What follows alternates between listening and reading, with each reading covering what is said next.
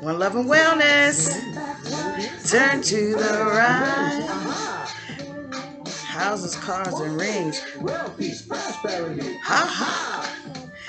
I'm Precious Mother Love. Welcome to another Heart Happy Hour, Season 3, Episode maybe 5, almost 6. 5 got lost in YouTube La La Land, so we're on 5-ish 6. So today's topic is getting to the heart of the matters. And if you recall before, I would give you some of my, let's see, when I did it on Facebook, because I started this blog, vlog, whatever it is, channel on Facebook. And so now I am transferring all my energy into the direction of what can be gotten from YouTube. So let's see how this goes, right? So I'm going to do a poem. Today we're talking about the heart of matters.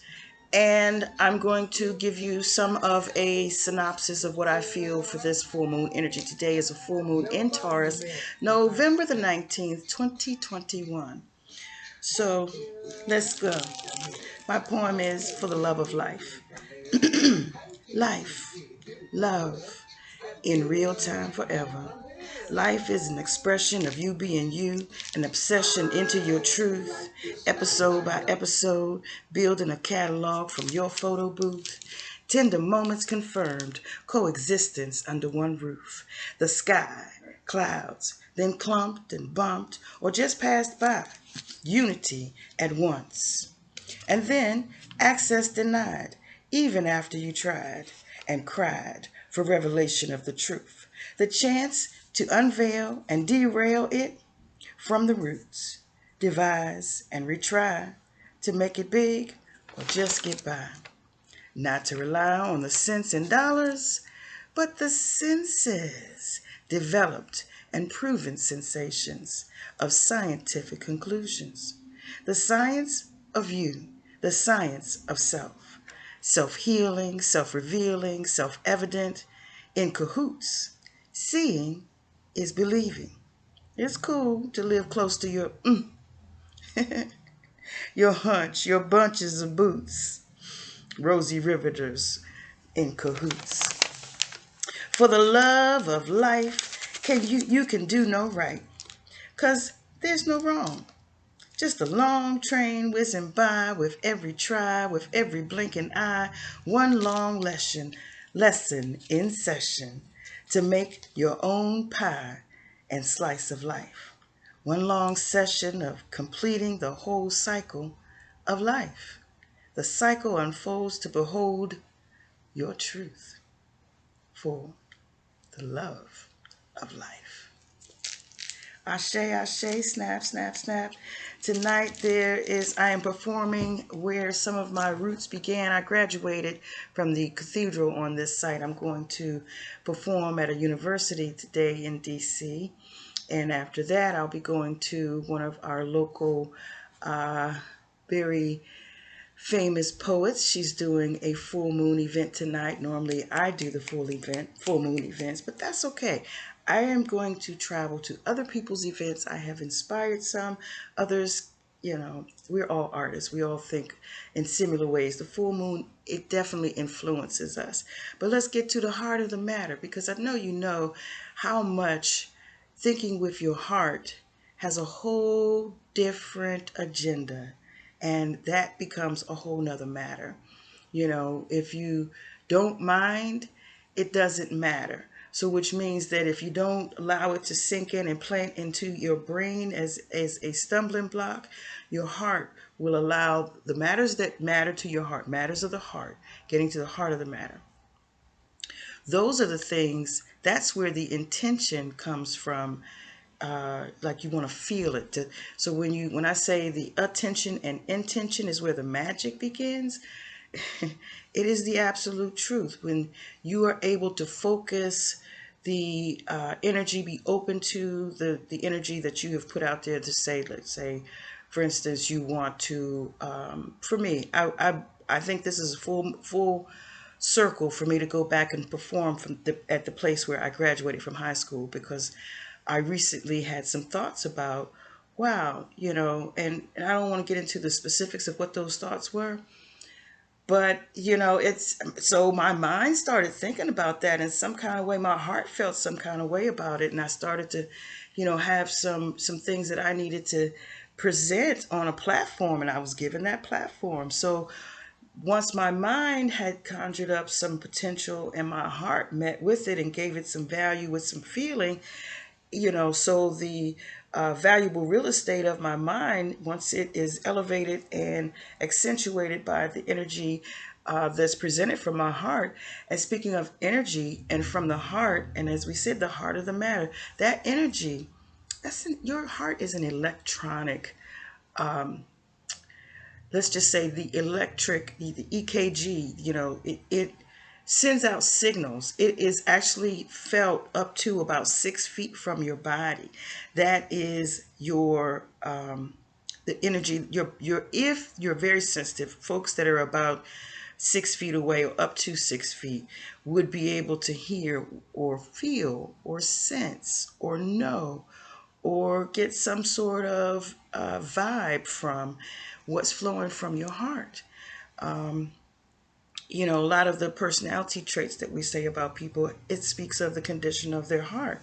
I don't want to belittle the energy that comes from the heart, but I want to say that it is such a value that we will replace it. It energizes everything in your body, and every part has its place on the team, its spot on the team to be unified and allow this harmonious activity to happen where my motor skills, my mouth, my mind, all these things are flowing in a way that, it speaks from my heart.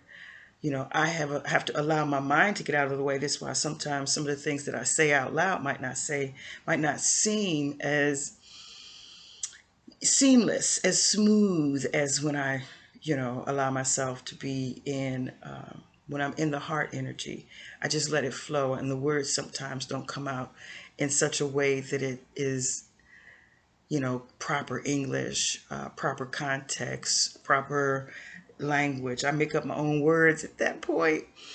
But I just wanted to speak on, the heart is where most decisions that you're, say for instance, you do something that is against your heart, you can feel the shock of that in such a way, as if someone had actually frightened you to death, or people have died from where they felt something so strong it took their breath away, and it actually stopped their heart because it was just a shock to the system.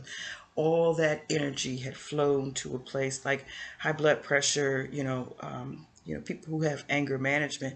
I mean, that energy can be volatile if allowed, but also if managed properly, it can come out. The choice to speak in a loving way allows you to be able to flow in a much smoother, more soft, more sensitive. Now, if you are, say for instance, you hold that energy in, you keep that energy to yourself, you keep your thoughts to yourself, and it's something that really vibrates very strongly within you, that you've got to actually wrestle it to the ground. It's that deep, it's that powerful. Then maintaining and holding those things in, becomes harder, and your body will find a way, a loophole, a spot. That's how toothaches start. It's usually something, that was the path of least resistance for that energy to exit from your body. So the more you try to hold these things in, that's why things like exercise, yoga, get being active helps you to move that energy through you. And if it becomes stagnant, that's why massages and things like heart touch therapy, which I am an advocate of, I've taken a class for and am able to administer heart touch therapy. A friend of mine was the founder of that, Master Ashep. He actually is on to something with the 7 modalities that you're able to expend some of that energy. There's some acupressure involved. There's, massage. There's aromatherapy. There's music. There's tapping.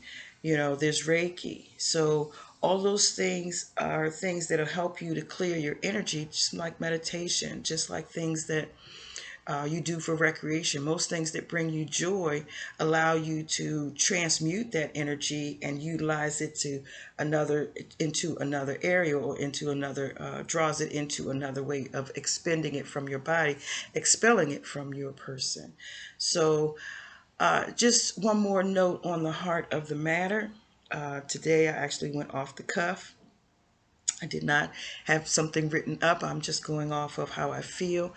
I felt that I was led to speak on this.